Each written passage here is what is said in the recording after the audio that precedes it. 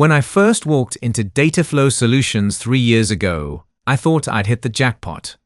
The downtown office had floor-to-ceiling windows, a coffee bar that rivaled Starbucks, and actual plants that weren't dying.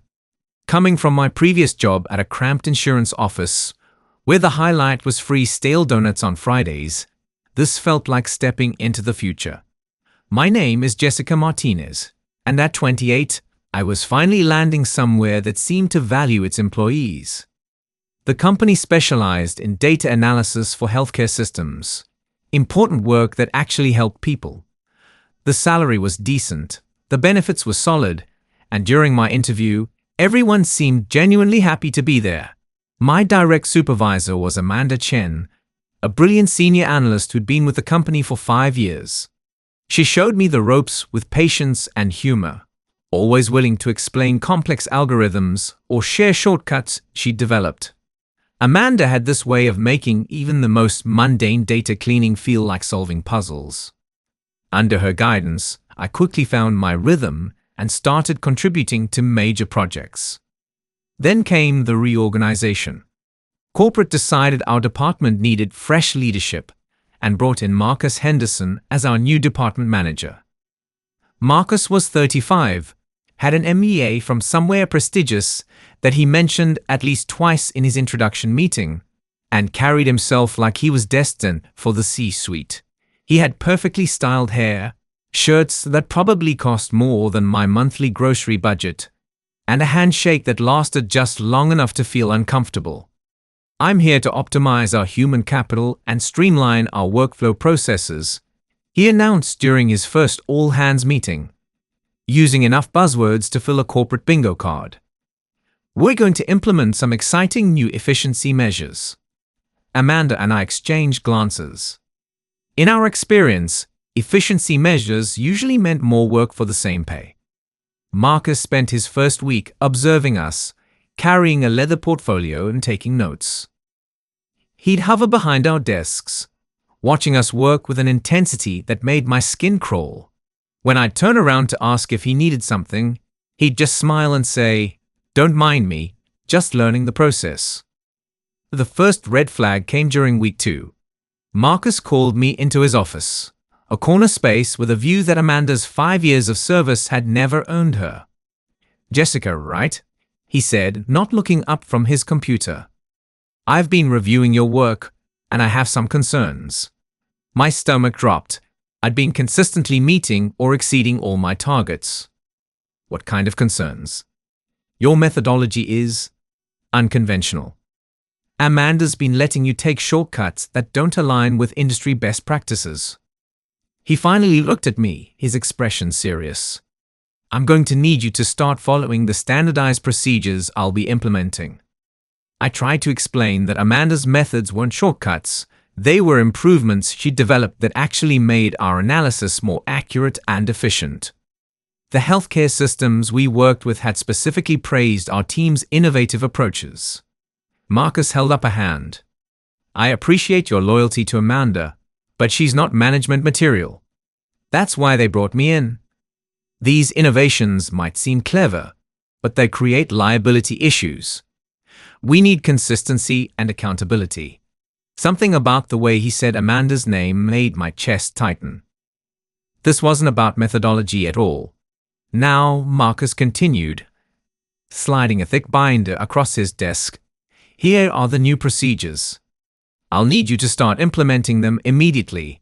And Jessica," he smiled, but it didn't reach his eyes, "I'm going to be monitoring everyone's compliance very closely.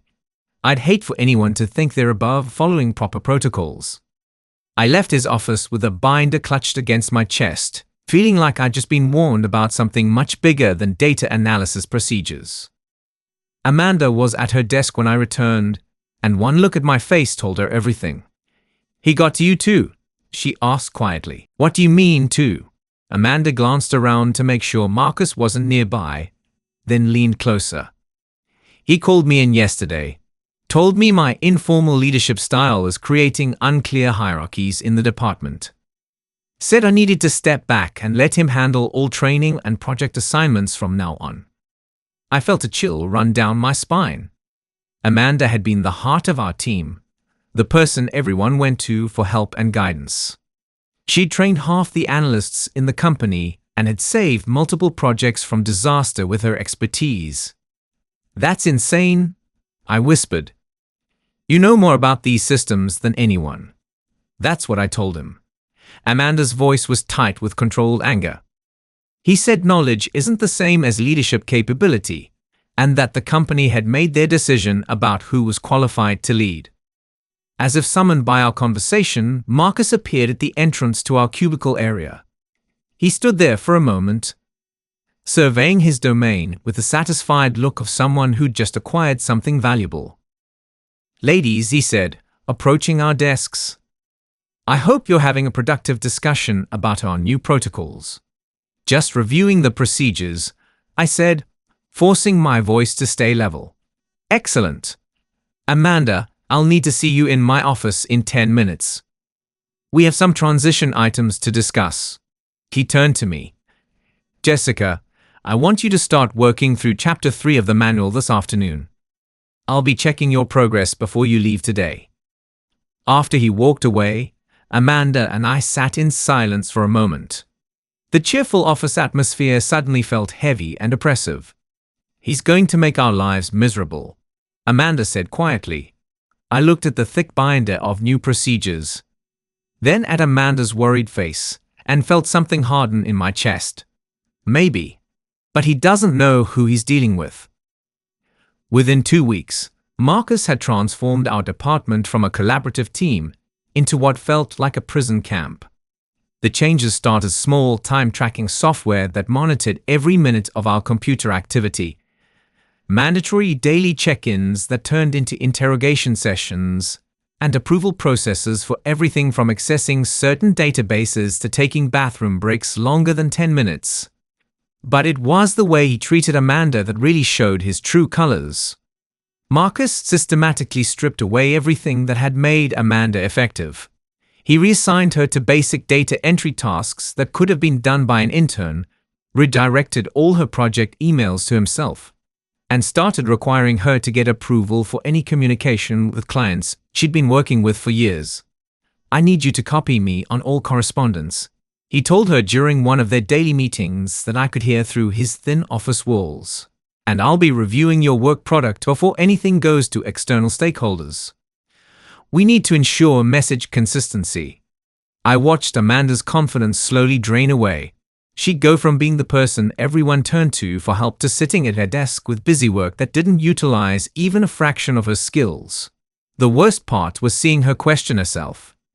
"Maybe he's right," she said one afternoon after Marcus had made her redo a report 3 times for formatting inconsistencies that were essentially font choices. "Maybe I was getting too comfortable, taking too many shortcuts." "That's exactly what he wants you to think," I said, looking around to make sure Marcus wasn't lurking nearby. He had this habit of appearing silently behind people, like some kind of corporate ghost. The new procedures he'd imposed on the rest of us were clearly designed to slow us down rather than improve quality. Tasks that used to take an hour now required 3 hours of documentation and approval steps. We had to log every decision, justify every methodology choice, and submit daily reports that no one seemed to read. My first real clash with Marcus came during a client presentation I'd been preparing for weeks. The project involved analyzing patient readmission patterns for a major hospital system.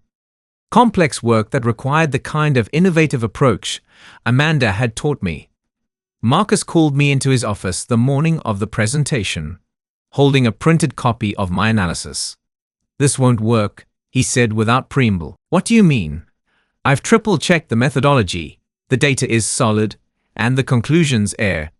The methodology isn't the issue. It's too sophisticated for the client to understand." He set the papers down and leaned back in his chair. "Healthcare administrators don't want innovation, Jessica. They want simple, straightforward analysis that confirms what they already think they know." I stared at him. "But this analysis could save them millions of dollars and improve patient outcomes. Isn't that the point?" Marcus smiled that cold smile again. The point is keeping clients happy and maintaining contracts. Your job isn't to revolutionize healthcare, it's to provide the analysis they're paying for. They specifically asked for our most advanced analytical approach. That's why they chose us over our competitors. They think they want that because Amanda oversold our capabilities. His expression hardened. I'm not having my department's reputation damaged because you want to show off how clever you are. The accusation hit me like a slap. This isn't about showing off. This is about doing good work. This is about following instructions. I'm directing you to simplify the analysis. Use the standard regression model in the manual, present the basic findings, and leave the innovation to people who understand the business implications. I felt my face flush with anger. The standard model won't capture the complexity of the readmission patterns. We'll miss critical factors that could help them reduce preventable readmissions. Marcus stood up, his voice getting sharper. Jessica, you seem to be having trouble understanding your role here. You're an analyst, not a consultant. You analyze data according to established protocols and present findings in an accessible format. You don't redesign systems or propose revolutionary changes. But that's exactly what we've been doing successfully for years, under Amanda's informal leadership, which is exactly why this department needed restructuring. He walked around his desk to stand closer to me, using his height to intimidate. Amanda created a culture where employees thought they could make independent decisions about methodology and client relations. That ends now. I realized he was deliberately trying to provoke me into an outburst that would justify disciplinary action. Taking a deep breath, I kept my voice level. I understand you want standardization, but if we deliver subpar analysis to this client, we'll lose the contract. That's my concern, not yours. Revise the presentation according to my instructions, or I'll have someone else handle it. The threat was clear. Comply or be removed from the project entirely. I nodded stiffly and left his office, my hands shaking with suppressed rage. Back at my desk, I stared at the presentation that represented weeks of careful work. Amanda appeared beside me, having obviously overheard at least part of the confrontation. I'm sorry, she said quietly. This is my fault. If I hadn't pushed for advanced methodologies, maybe. Stop. I turned to face her. You didn't do anything wrong. Your methods work. Our clients have been thrilled with our results. He's the problem, not you. But even as I said it, I could see the doubt in Amanda's eyes. Marcus was systematically destroying her confidence, making her believe that her years of expertise and innovation were somehow wrong.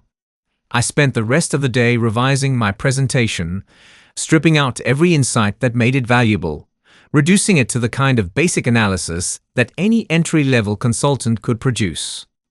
The hospital administrators would get exactly what Marcus predicted they wanted, confirmation of what they already knew, with no actionable recommendations for improvement. As I submitted the watered-down presentation, I made a decision. Marcus might control my official work, but he couldn't control what I learned about him. If he wanted to play power games, I was going to find out exactly what kind of game he was playing. That evening, I started paying closer attention to the corporate directory, departmental budgets, and Marcus's background. What I found would change everything. My research into Marcus Henderson revealed a pattern that made my blood run cold. Over the past 8 years, he'd worked at 4 different companies, staying an average of 18 months at each position. Every job had the same trajectory. Hired as a change management specialist or efficiency consultant, implemented sweeping reforms, and left just as the long-term consequences became apparent. I dug deeper through LinkedIn, professional forums, and even some casual conversations with contacts at his former companies. The story was always the same. Marcus would target the most knowledgeable and respected employees, particularly women and people of color who had informal leadership roles, systematically undermine their authority, and then either force them out or make their jobs so miserable they quit. At his previous company, a tech startup, He'd driven out 3 senior engineers and replaced them with junior developers who cost half as much. The company's innovation pipeline dried up within 6 months, but Marcus had already moved on to his next position. At the consulting firm before that, he dismantled a successful client relationship management system that had been built over 5 years, replacing it with a rigid, bureaucratic process that lost them their 3 biggest accounts. The most disturbing part was how he operated. Marcus never directly fired anyone. Instead, he created impossible working conditions, stripped away job satisfaction, and made talented people feel incompetent until they either quit or made a mistake he could use against them. Amanda was clearly his primary target at Data Flow Solutions, but I was beginning to realize I was probably next. The realization crystallized during a team meeting in the 3rd week of Marcus's reign. We were reviewing quarterly performance metrics when he made an announcement that sent chills through the room. "I've been analyzing our departmental efficiency," he said, clicking through a PowerPoint presentation filled with charts and graphs. "We have some redundancies that need to be addressed." The slides showed productivity metrics that had been manipulated to make Amanda look underperforming and several other long-term employees appear expendable. He'd redefined how productivity was measured, emphasizing quantity over quality and completely ignoring the client relationships and institutional knowledge that made our team successful. As you can see, Marcus continued, "Some team members are exceeding expectations under our new performance framework, while others are struggling to adapt to modern efficiency standards." I felt sick watching him present Amanda's metrics. He'd taken her mentoring time, the hours she spent helping other analysts solve complex problems, and categorized it as unproductive time. Her innovation work, the development of new methodologies that had saved the company thousands of hours, was labeled as unauthorized deviation from standard procedures. "Now, I'm not here to point fingers," Marcus said with fake concern. "Change is difficult, and some people need more support than others to reach their potential. That's why I'm implementing a performance improvement program for team members who are falling behind." Amanda's name was at the top of the list. After the meeting, the whole team sat in stunned silence. Marcus had essentially created a framework for systematically removing anyone he didn't like while making it look like objective performance management. "This is insane," whispered Tom Rodriguez, one of our senior analysts who'd been with the company for 4 years. "Amanda trained half of us. She knows these systems better than anyone." "That's the point," said Maria Santos, our database specialist. "He can't establish control while she's still here. She represents everything he wants to eliminate." I looked around at my colleagues' faces and saw a mixture of fear, anger, and resignation. Marcus had successfully created an atmosphere where everyone was afraid to speak up, worried that they'd be next on his improvement list. That afternoon, I was working on a data cleaning project when Marcus appeared beside my desk with his trademark silent approach. "Jessica, I need to discuss your recent performance with you." My stomach clenched. "What about it?" "I've noticed some concerning patterns. Your adherence to the new protocols has been inconsistent, and your attitude during our previous conversation suggested some resistance to feedback." I kept my voice carefully neutral. "I've been following all the procedures in the manual." "Following them, yes, but not embracing them. There's a difference between compliance and commitment." He perched on the edge of my desk, invading my personal space. "I need team members who are fully bought into our new direction, not people who are going through the motions while harboring resentment." "I'm not harboring resentment. I'm trying to do good work within the parameters you've established." Marcus studied my face for a long moment. "You know, Jessica, you remind me of someone I worked with at my previous company. Talented, but struggled with authority. Had difficulty accepting that her informal mentors might not be the best role models for professional growth. The message was crystal clear. Distance yourself from Amanda or face the consequences." "Amanda has been an excellent mentor," I said carefully. I've learned a lot from her expertise. Have you? Marcus's smile turned predatory. Because from where I sit, it looks like she's taught you to question legitimate authority and resist necessary changes. That's not the kind of professional development that leads to advancement. He stood up and straightened his tie. I'll be scheduling individual performance reviews for all team members next week. I suggest you think carefully about where your loyalties lie and what kind of employee you want to be going forward. After he walked away, I sat there shaking with rage and fear. The threat couldn't have been clearer. Abandon Amanda and submit to his authority, or join her on the performance improvement list. But Marcus had made a crucial mistake. He'd assumed I was motivated by the same things he was: career advancement, personal gain, protection of my own position. He didn't understand that watching him systematically destroy Amanda's confidence and expertise had awakened something in me that was much more dangerous than ambition. I was developing a sense of justice.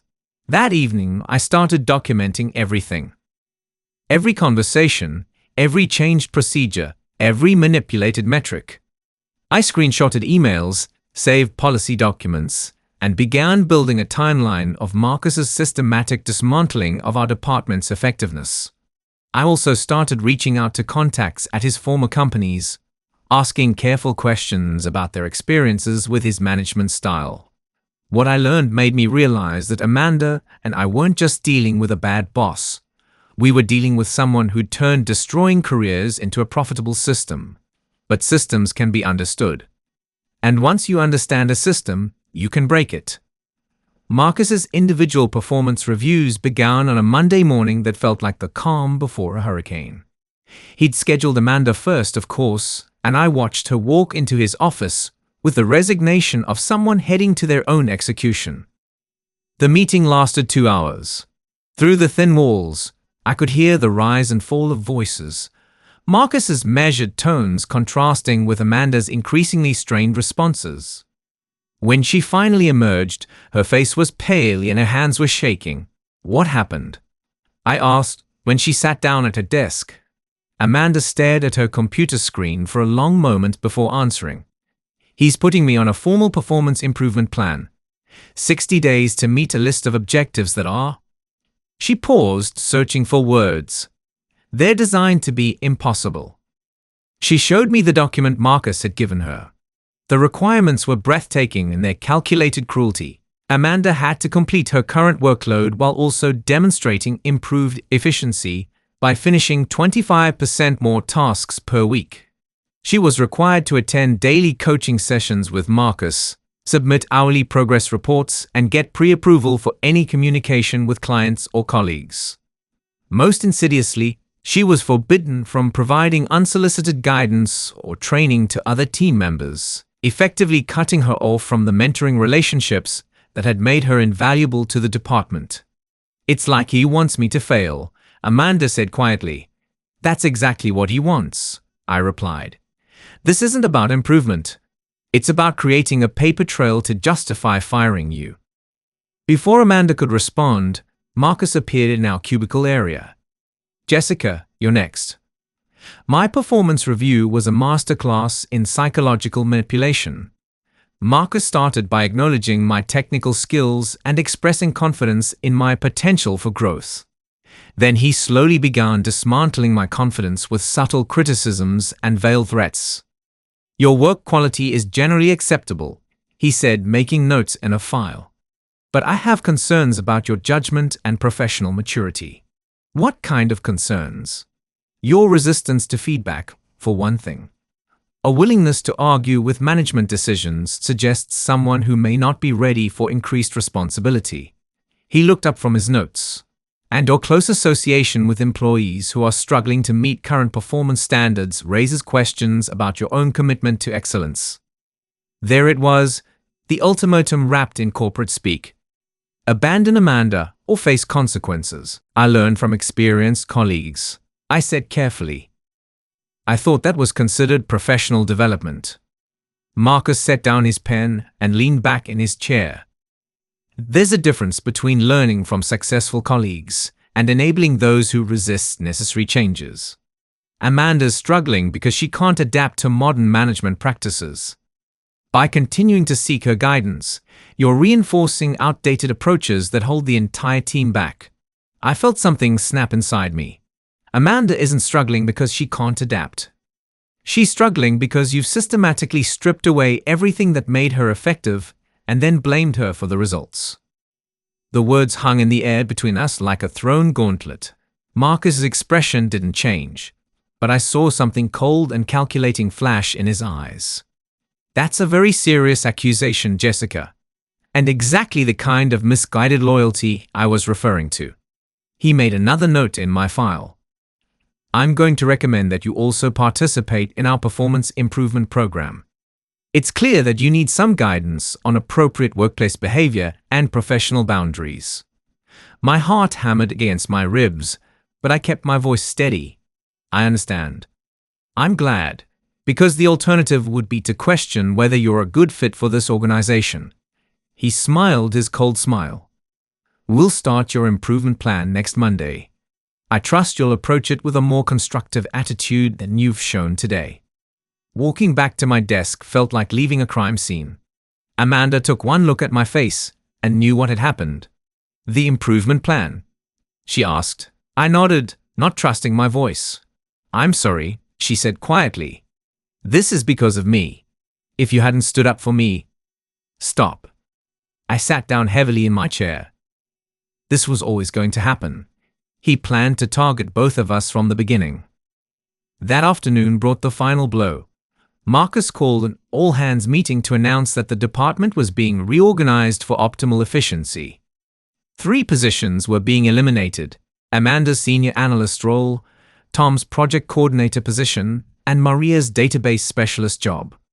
The work would be redistributed among the remaining team members, who would receive expanded responsibilities, but no additional compensation. I know change is difficult, Marcus said, addressing the room of shocked faces. But sometimes we have to make tough decisions to ensure long-term sustainability.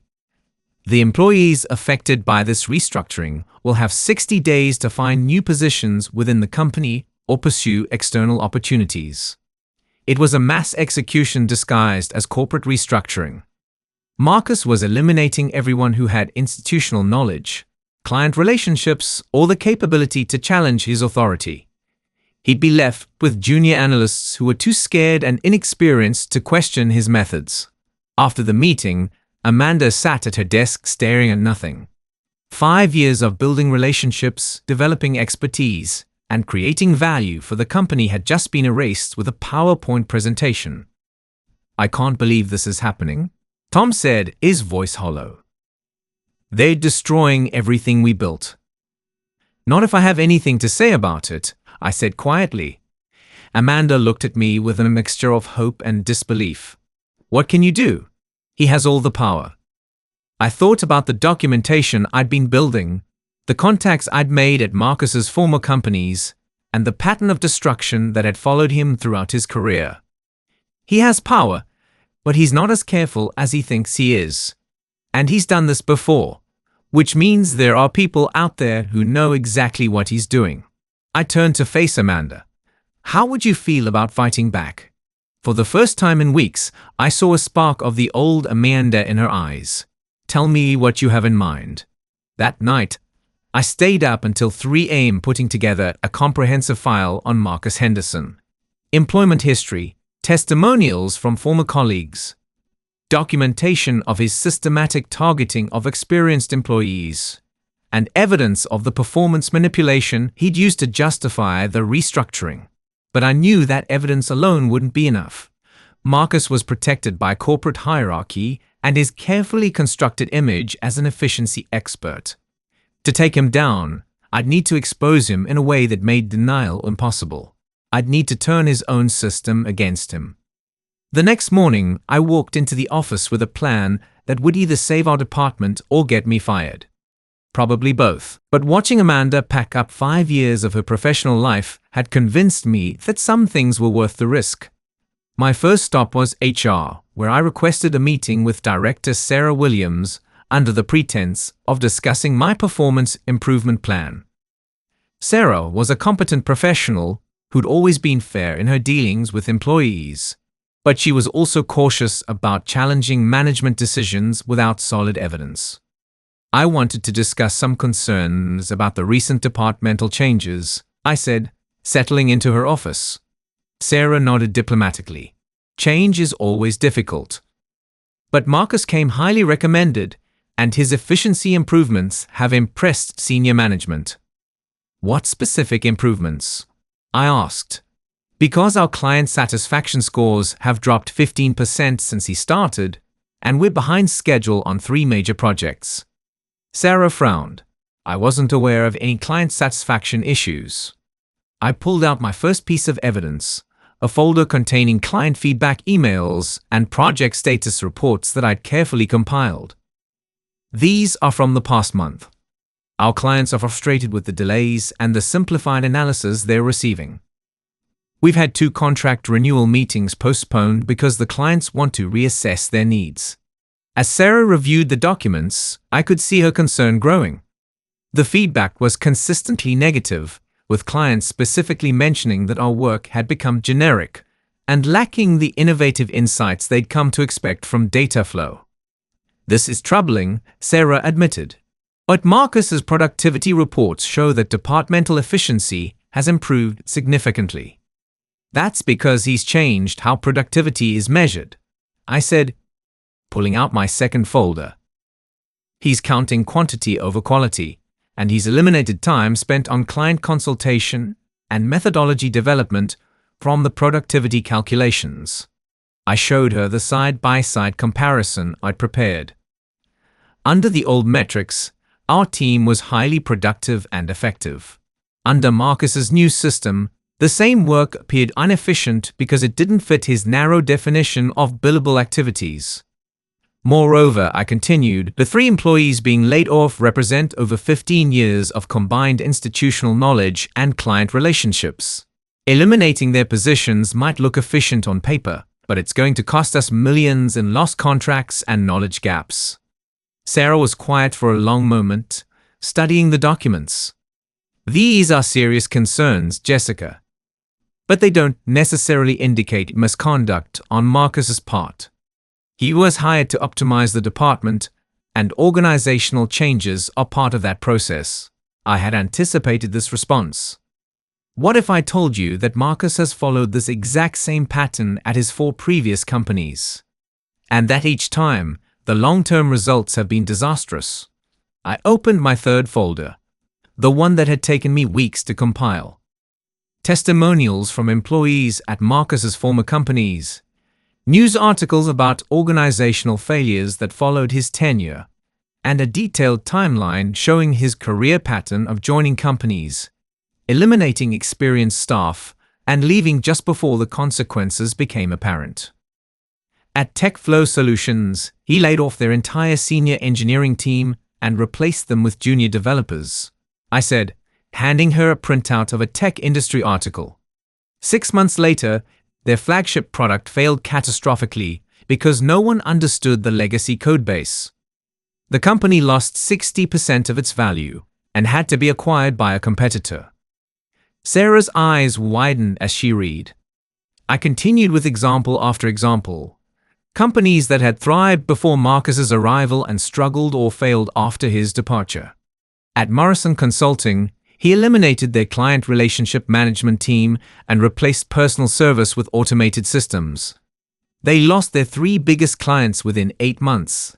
At DataCorp Industries, he restructured their research division and eliminated their patent development program. They went from being an industry innovator to a commodity provider. I leaned forward, my voice gaining intensity. Marcus Henderson isn't an efficiency expert. He's a corporate parasite who optimizes short-term metrics by destroying long-term value. And he's doing it to our company right now.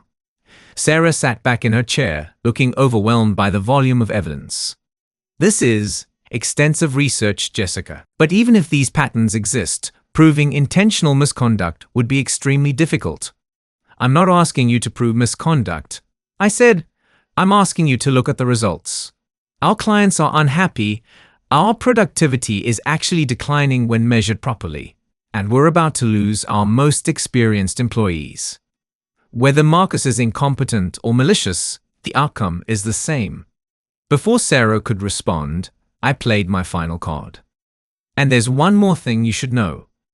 I've been in contact with employees from his previous companies, and 3 of them are willing to speak with Dataflow's leadership about their experiences.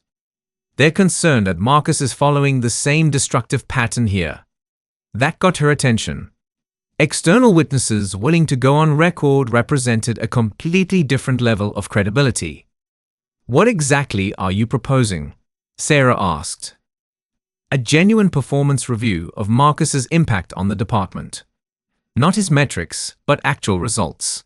Client satisfaction, project quality, team morale, knowledge retention. And a temporary freeze on the layoffs until that review is complete. Sarah was quiet for several minutes, clearly weighing the political implications of challenging a management decision. Finally, she spoke. I'll need to discuss this with the executive team. But Jessica, you need to understand the risk you're taking here. If your allegations are unfounded, or if the leadership team decides to support Marcus regardless of your evidence, you could face serious consequences. I understand, I said. But the consequences of doing nothing are worse. After leaving HR, I spent the rest of the day reaching out to my network of contacts, former colleagues, clients, industry professionals who knew our department's reputation. I needed to build external pressure to complement the internal investigation. I also had a frank conversation with Amanda, Tom, and Maria about what I was doing.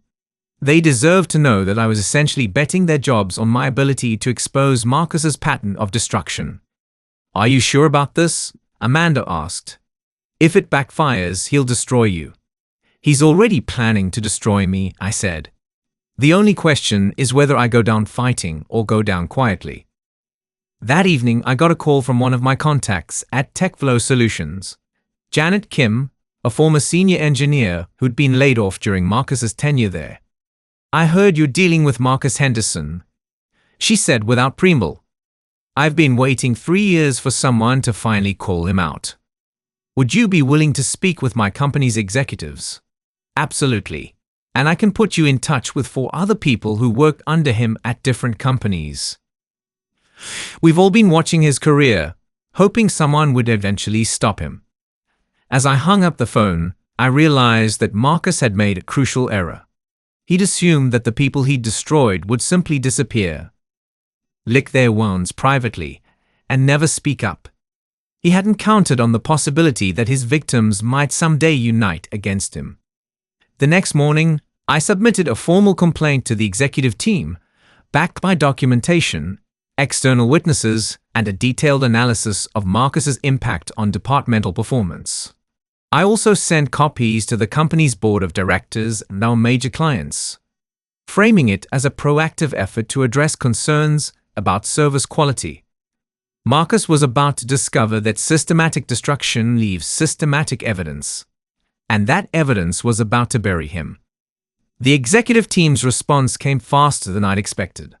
By Thursday morning, Senior Vice President Robert Chen had called an emergency meeting with Marcus, Sarah from HR, and myself. The conference room felt charged with tension as we took our seats around the polished table. Robert opened with a statement that made Marcus's confident expression falter slightly. We've received some serious concerns about departmental performance and management practices. Given the scope of these allegations, we're initiating a formal review.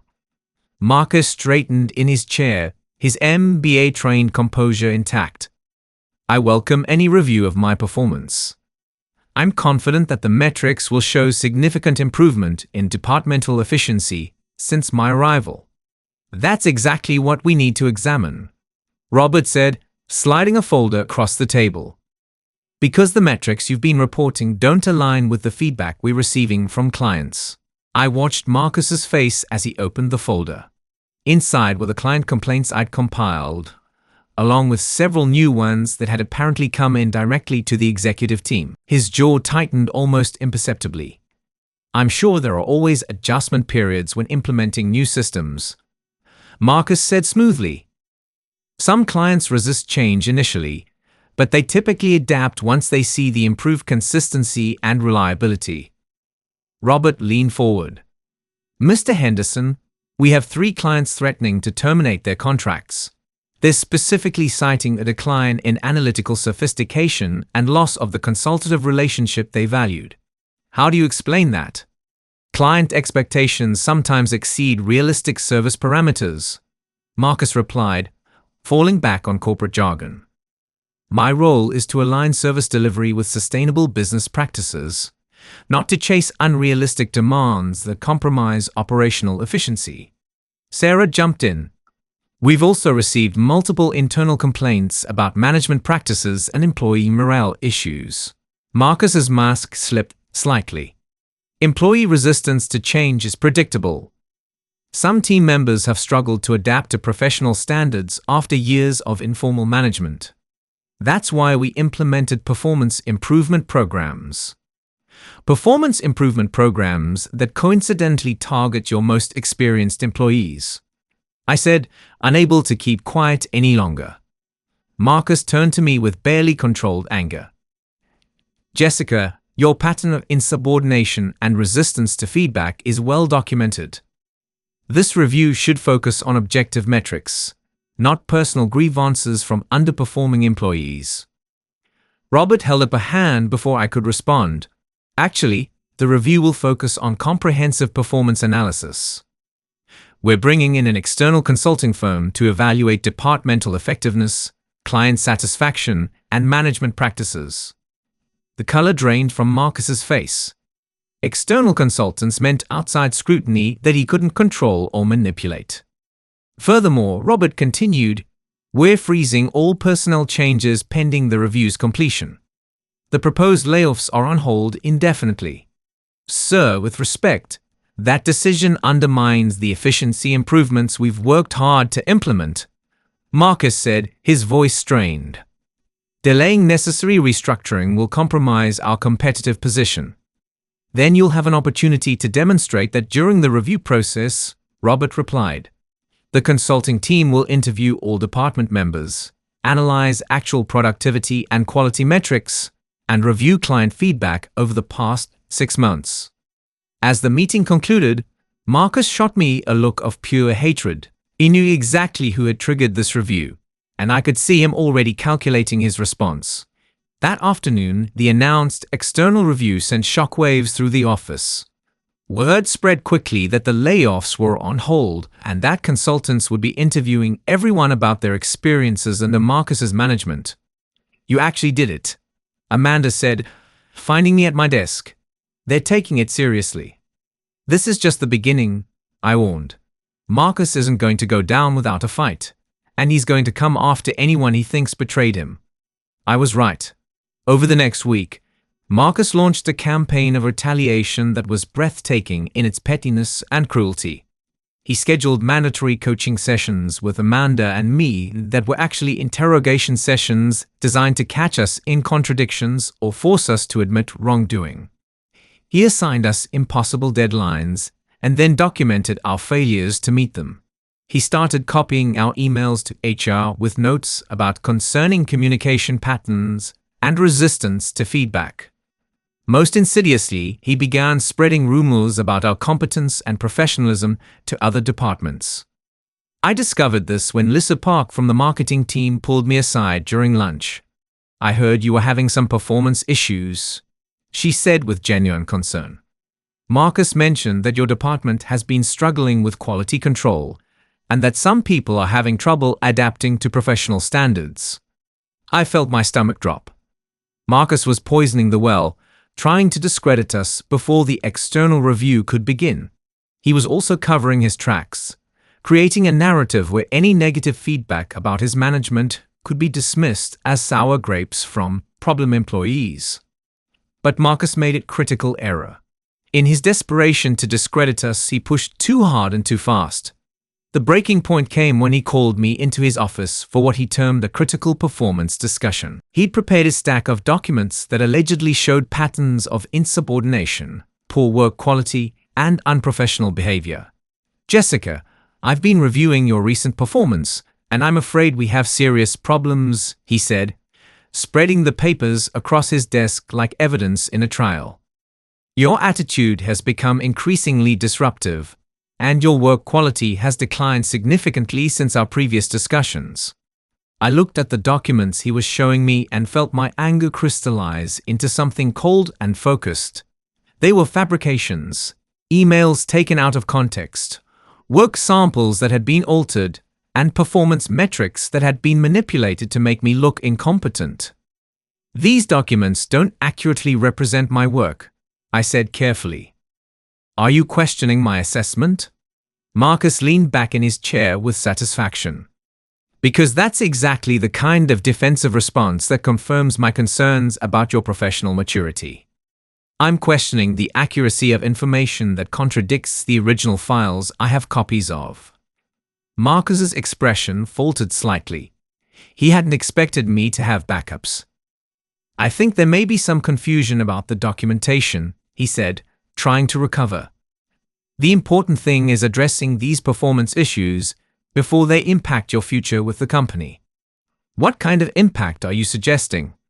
Marcus smiled coldly. "I'm recommending your immediate termination for failure to meet performance standards and insubordination. Your last day will be Friday." The words hit me like a physical blow, but I forced myself to stay calm. "On what grounds?" "On the grounds that you've consistently resisted feedback, undermined departmental efficiency initiatives, and created a disruptive work environment." He slid a termination letter across the desk. "I've already discussed this with HR, and they agree that your continued employment isn't sustainable." I stared at the letter, feeling a mixture of rage and disbelief. Marcus was trying to fire me before the external review could vindicate my allegations.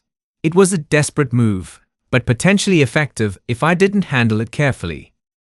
"I'll need to review this with my own documentation," I said, not touching the termination letter. "There's nothing to review. The decision is final." But as I left his office, I was already formulating my response. Marcus had just made the mistake that would destroy him. He'd put his fabrications in writing, and I had the original documents to prove they'd been altered. That evening, I worked until midnight preparing a comprehensive rebuttal to every allegation in Marcus's termination file. I had emails, project files, performance reviews, and time logs that contradicted every claim he'd made. More importantly, I had evidence that the documents he'd shown me had been deliberately falsified. But I also knew that fighting the termination after the fact would be difficult and expensive. I needed to prevent it from happening in the first place. So I did something that Marcus would never expect from someone he considered a powerless subordinate. I went over his head, way over his head. At 6 a.m. on Thursday morning, I sent a detailed email to the CEO, the board of directors, and the external consulting firm that had been hired to review our department. The email contained Marcus's fabricated termination documents, the original files that proved they'd been altered, and a complete timeline of his retaliatory behavior since the investigation began. I also included testimonials from Janet Kim and 3 other former employees of Marcus's previous companies, all of whom described identical patterns of document falsification and retaliatory termination attempts. The subject line was simple: urgent, evidence of document falsification and retaliation in progress. By 8 a.m., my phone was ringing with calls from the CEO's office, the legal department, and the consulting firm. Marcus's attempt to destroy me had instead provided smoking gun evidence of exactly the kind of behavior that had destroyed his previous companies. When I arrived at the office that morning, Marcus was conspicuously absent. Sarah from HR was waiting at my desk with an expression that mixed relief and amazement. "The termination has been rescinded," she said without preamble. "And Marcus Henderson has been placed on administrative leave pending the completion of the external review." I felt my knees go weak with relief. What happens now? Now we let the investigation run its course. But Jessica, Sarah smiled for the first time in weeks. You might want to start thinking about what kind of manager you'd want to work for when this is all over. The external consulting firm worked with ruthless efficiency. Within 2 weeks, they had interviewed every department member, analyzed 6 months of client communications, and reviewed performance data going back to before Marcus's arrival. What they found exceeded even my worst expectations. The presentation to the executive team was scheduled for a Friday morning, and the entire department was invited to attend. Marcus had been conspicuously absent since being placed on administrative leave, but rumors suggested he was desperately trying to find legal representation and control the narrative through back-channel communications with board members. Lead consultant Diana Walsh opened the presentation with a slide that made the room go silent. Data Flow Solutions Analytics Department. A case study in management-induced performance decline. Over the past 6 months, Diana began, this department has experienced a 23% decline in client satisfaction, a 31% increase in project delivery delays, and a 45% drop in innovative analysis methodologies. These declines occurred despite having the same personnel, technology, and client base. She clicked to the next slide, showing a timeline that aligned Marcus's policy changes with declining performance metrics. Our investigation identified several factors contributing to this decline. First, the systematic elimination of consultative client relationships in favor of standardized service delivery. Clients specifically valued Data Flow's innovative analytical approaches and collaborative problem-solving methodology. The new standardized processes eliminated these differentiators. I watched the executives' faces as Diana methodically dismantled Marcus's efficiency narrative. Every claim he'd made about improving performance was contradicted by actual data. Second, the restructuring of productivity measurements to emphasize quantity over quality. Under the previous system, analysts spent time developing customized methodologies and building client relationships. These activities were classified as unproductive time, despite being the source of Data Flow's competitive advantage. Diana's next slide showed a comparison of work quality before and after Marcus's changes. The difference was stark. Our recent analyses were technically competent but generic, lacking the insights that had made our department's reputation. Third, the systematic targeting of experienced personnel through performance improvement programs designed to be unachievable. 3 employees with a combined 15 years of institutional knowledge were scheduled for elimination based on criteria that penalized expertise and mentoring activities. The presentation continued with devastating precision. Diana had identified every manipulation, every falsified metric, and every retaliatory action Marcus had taken. She'd also documented the pattern from his previous companies, showing that Data Flow was simply the latest victim of a systematic approach to corporate destruction. Our recommendation, Diana concluded, is immediate termination of Mr. Henderson's employment and a comprehensive review of the hiring process that allowed this situation to develop. We also recommend the immediate reversal of all policy changes implemented during his tenure and a structured program to rebuild the client relationships and team dynamics that made this department successful. CEO James Morrison spoke first. This is one of the most disturbing management failures I've encountered in 20 years of corporate leadership. How did our hiring process miss these red flags? Sarah from HR looked uncomfortable. Mr. Henderson came highly recommended from his previous positions. The reference checks were positive, and his efficiency metrics appeared impressive. Because he left before the long-term consequences became apparent.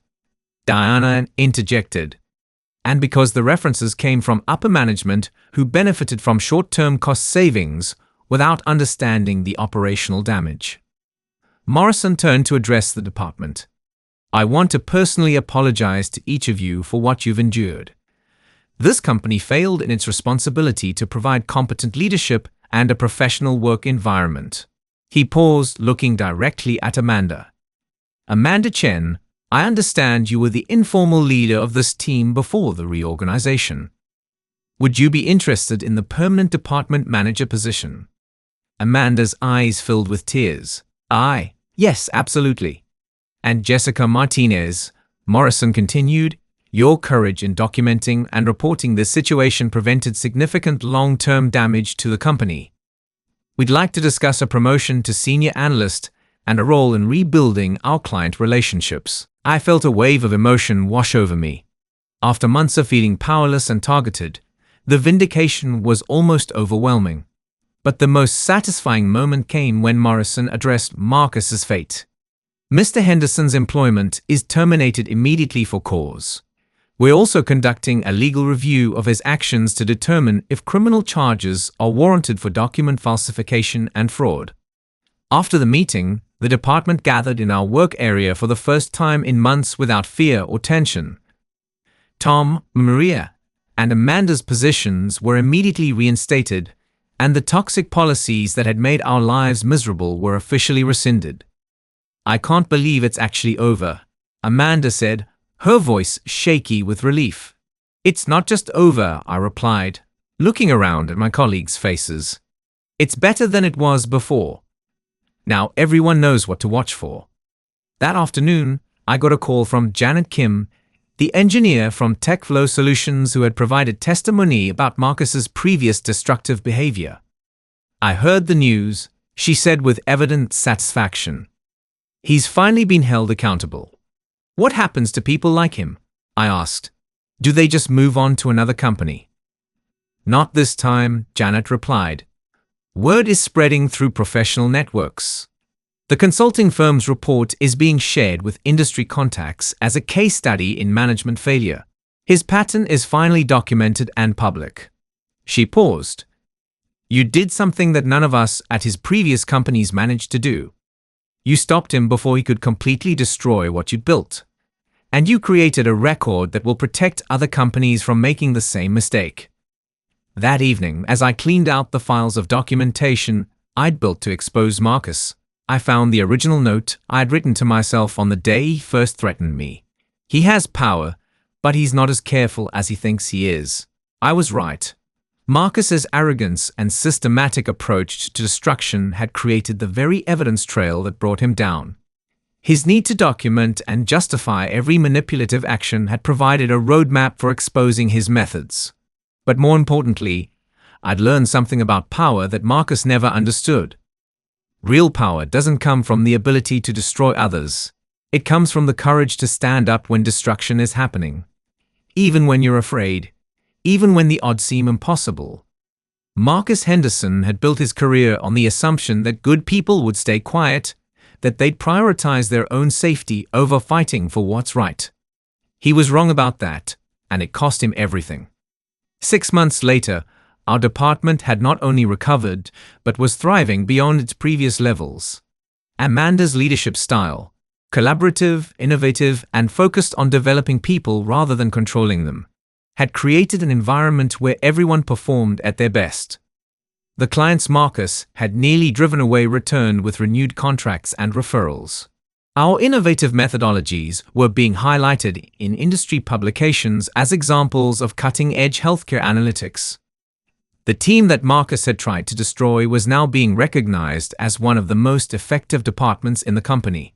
I was settling into my new role as senior analyst when Sarah from HR stopped by my desk with an unusual request. We've received inquiries from 3 other companies about consulting on management evaluation processes, she said.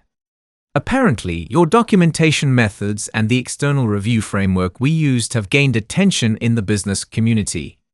What kind of consulting? Helping companies identify and address toxic management before it causes systemic damage. Are you interested in developing this as a secondary specialty? The irony wasn't lost on me. Marcus's attempt to destroy my career had inadvertently created a new one. The skills I'd developed in exposing his methods. Systematic documentation, pattern recognition, evidence compilation were exactly what other companies needed to protect themselves from similar predators. I'm very interested, I said. Over the following months, I work with HR to develop a comprehensive framework for identifying and addressing destructive management patterns. We created training programs for recognizing warning signs, protocols for safely documenting concerning behavior, and systems for protecting employees who reported misconduct. The program was remarkably successful. 3 companies had already used our framework to identify and remove managers who were following Marcus's playbook, preventing the kind of systematic destruction that had nearly destroyed our department. But the most satisfying outcome came from an unexpected source. I was reviewing applications for a new analyst position when I recognized a name, Emily Rodriguez, formerly of TechFlow Solutions. She was one of the engineers who had been laid off during Marcus's tenure there, and her application letter was extraordinary. "I'm particularly interested in working for Dataflow Solutions," she wrote, "because of your company's demonstrated commitment to ethical management and employee protection. Your handling of the Marcus Henderson situation has given me hope that there are organizations willing to prioritize people over short-term profits." When I interviewed Emily, I learned that our case had become legendary in certain professional circles. The documentation we'd compiled and the external review process had been studied and replicated by other companies. Marcus's downfall had become a cautionary tale that was protecting countless other employees from similar abuse. "You probably don't realize this," Emily said during her interview, "but what you did has changed how people think about workplace toxicity. You proved that these patterns can be identified, documented, and stopped." Emily joined our team and quickly became one of our most valuable contributors. Having survived Marcus's destruction of TechFlow's engineering department, she brought both expertise and a deep appreciation for healthy management practices. 1 year after Marcus's termination, I received an email that brought his story full circle. It was from a former colleague at Morrison Consulting, his previous employer. "I thought you'd want to know." The email read, "Marcus Henderson was arrested last week for fraud and embezzlement at his new company. Apparently, he'd been falsifying financial reports and stealing from client accounts. The investigation found evidence going back months, using some of the same document falsification techniques your report documented." The news didn't surprise me. Someone willing to falsify performance records and destroy careers for personal gain was likely capable of financial crimes as well. Marcus's need for control and manipulation had finally led him into criminal behavior that couldn't be covered up with corporate jargon and management buzzwords. But what struck me most was how his downfall had created positive change that extended far beyond our department. The framework we developed was being used by companies across multiple industries. Professional networks were sharing information about toxic management patterns, and employees were learning that they didn't have to suffer in silence when faced with systematic abuse. Amanda had created a culture where innovation and collaboration flourished. Our clients were getting better service than ever before. The team members Marcus had tried to eliminate were mentoring new employees and sharing the institutional knowledge that made our department successful. And I had discovered something about myself that I'd never known before, that I was capable of fighting for what's right, even when the cost seemed overwhelming. The experience had taught me that toxic people rely on good people's tendency to avoid conflict, to prioritize their own safety, to assume that someone else will eventually address the problem. Marcus had counted on our fear, our isolation, and our assumption that challenging authority was futile. He was wrong about all of it. On the anniversary of Marcus's termination, our department held a celebration that was officially about our record-breaking client satisfaction scores, but was really about surviving something that could have destroyed us all.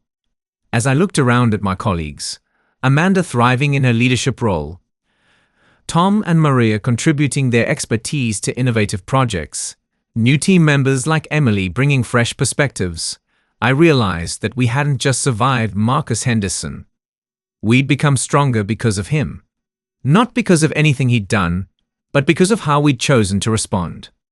We'd learned that documentation was power, that patterns could be exposed, and that standing up for what's right was not only possible but necessary. Marcus had tried to teach us that power meant the ability to control and destroy others. Instead, we'd learned that real power meant the courage to protect and build something better. As I packed up my laptop that evening, I found a note tucked into my desk drawer. Something I'd written to myself during the darkest period of Marcus's reign. This can't last forever. Bad management destroys itself eventually. I was right about that too. But what I hadn't anticipated was that we wouldn't have to wait for Marcus to destroy himself. We'd learned that we had the power to expose the destruction and stop it ourselves. And that knowledge had changed everything. The framework we developed for identifying and addressing toxic management has been adopted by over 50 companies and has helped protect hundreds of employees from systematic workplace abuse. Marcus Henderson was convicted of fraud and embezzlement and sentenced to 5 years in federal prison.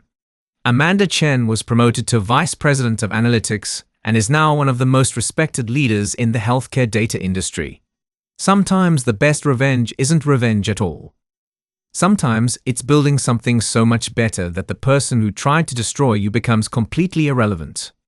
If you enjoyed this story, don't forget to hit the subscribe button and become a part of our Everyday Life Stories community.